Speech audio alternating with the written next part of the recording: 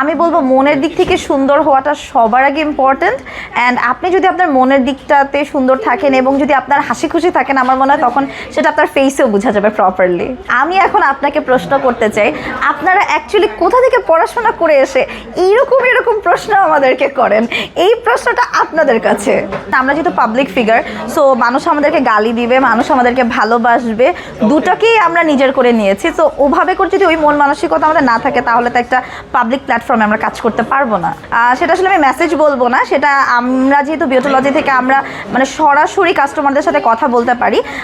তো সেখানে যেটা হয় যে অনেক কাস্টমার এসে আমার ফেস এরকম ঘষে দেখে যে আসলে কি মানে আমার স্কিন এমন কি না, আমার গলার সাথে এরকম করে ঘষে দেখে, তারপর বলে যে না আসলে আপনাদের প্রোডাক্ট ভালো, আপনার স্কিন দেখে বুঝে। যে এটা আমি খুব এনজয় করি যে ওনারা গাল ঘষে দেখছে, গলা ঘষে দেখছে, হাতেও ঘষে দেখছে ওনারা অনেক সময়।